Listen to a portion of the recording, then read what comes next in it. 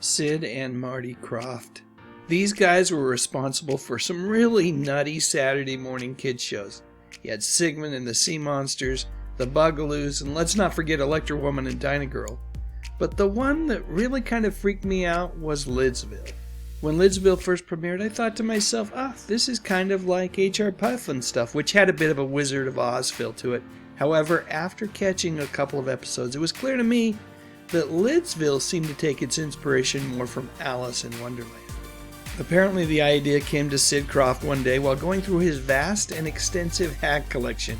All of a sudden, he thought, what if the hats came to life and had personalities like the type of hat each one was? Okay, I know it's nutty, but I guess it's just as plausible as the commonly held belief that the Krofft brothers would come up with these wacky ideas while partying with friends, which, by the way, they vehemently deny. Anyway, the premise was great, and so was the cast. 18-year-old Butch Patrick was a nice bit of casting given his prior television role as Eddie Munster, but the two standouts were Billie Hayes playing against type as Weenie the Genie and Charles Nelson Reilly. Hayes had gained quite a bit of fame playing Witchy Poo in H.R. Puffin stuff, and it was great to see her doing something that was different.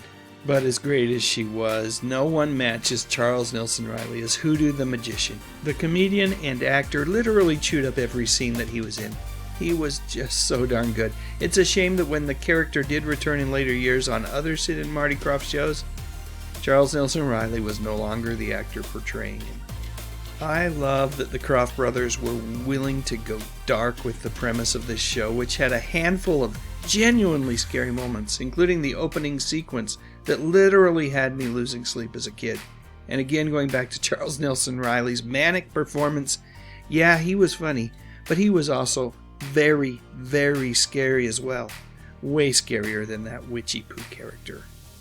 Much like Gilligan's Island, young Mark would always try to figure out how he could get rescued. He always had a sliver of hope, but Hoodoo was just toying with him, like he did with the other inhabitants of Lidsville. He was at his core a cruel, merciless villain, which led to a true sense of danger in every episode. Come to think of it, that's why the show was so darn scary. You just knew, deep down, that Mark was never going to see his family again.